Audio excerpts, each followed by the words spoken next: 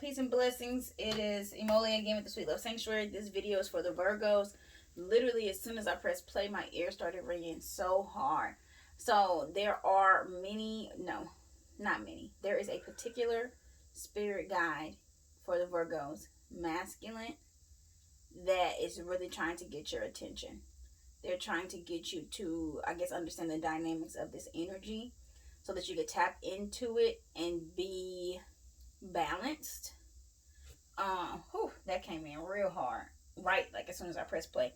Anywho, this is gonna be the reading for Taurus going into Gemini season.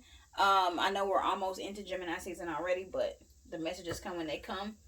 I'm gonna go into, I guess, the second week of Taurus. The third week of Taurus season, and then the last, and then going into Gemini.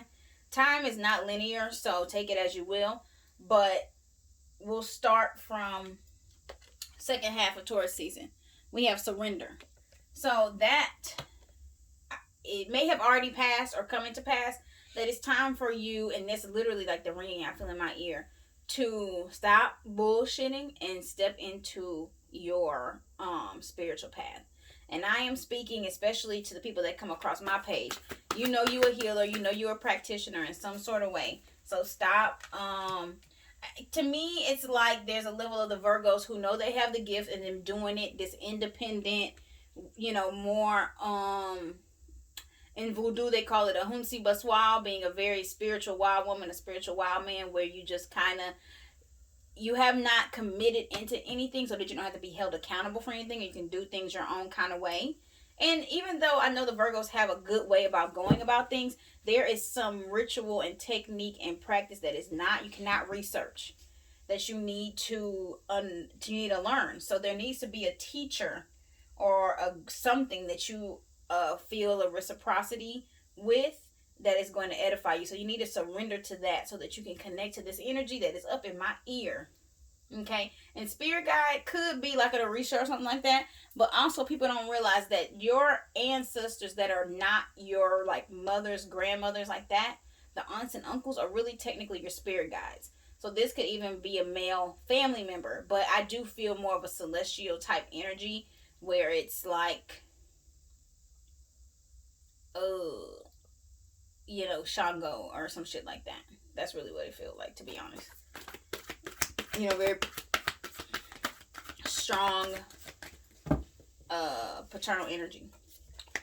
So that's what you should maybe have already experienced during Taurus season, or is coming. And then the last week of Taurus season, you should be able to identify, okay, this is the energy that I need to be working with, and I need to go laser into my third eye and kind of like reassess where you're hanging out, who you're hanging out with, and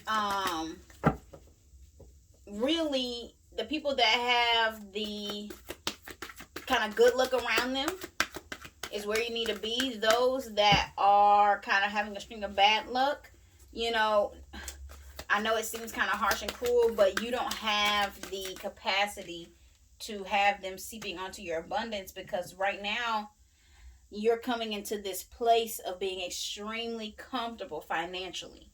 And so people like to connect to that kind of abundance, you know what I'm saying? But you're only at a 7. There's still many more levels for you to go, which is why you need to take a step back, assess your environment, expand your horizon in a place that's going to make you get a little bit more disciplined spiritually, and that'll take your coins to the even next level, even though it's not about the money.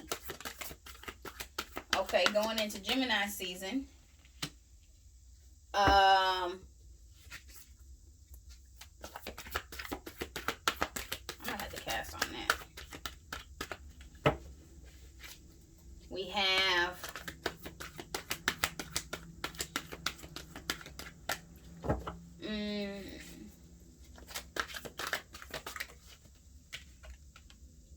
okay.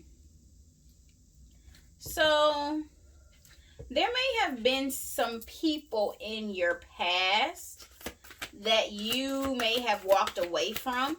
I don't want to necessarily say you got into a fight or anything like that, but maybe you just didn't agree, or y'all just weren't in alignment at that time, and so you walked away from it, and maybe you felt like it was a protective measure for yourself, or you needed to protect yourself, or I don't know, but that's going to be coming back around.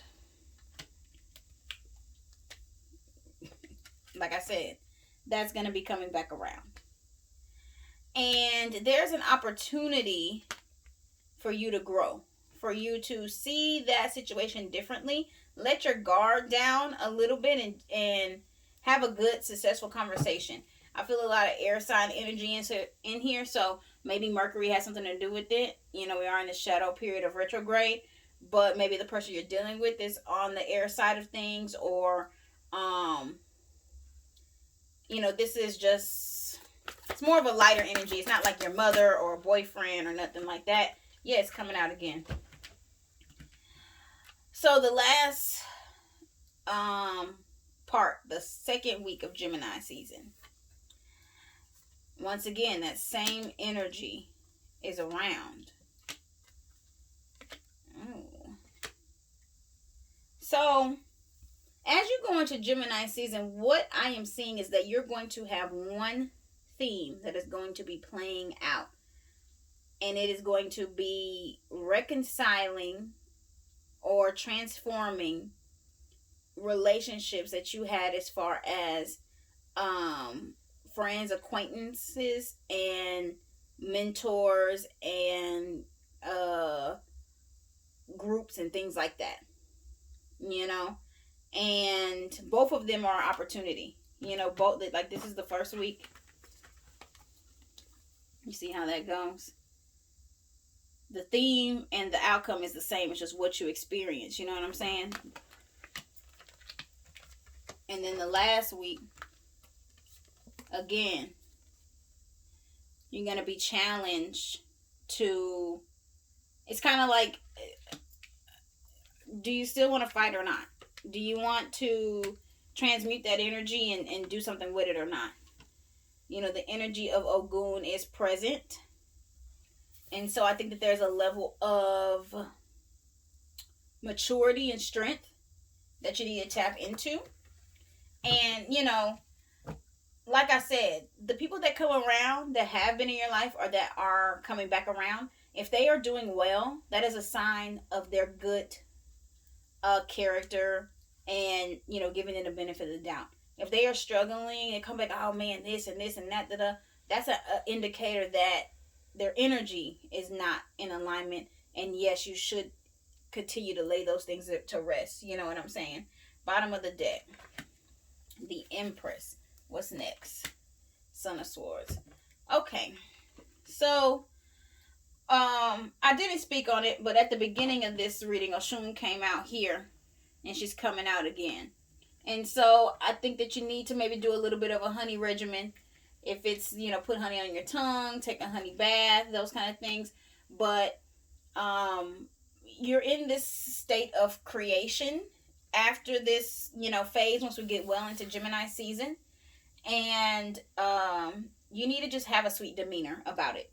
I think that the rest of this season that we're showing here is to take the calluses off that have made you very strong, but also made you a little bit rigid.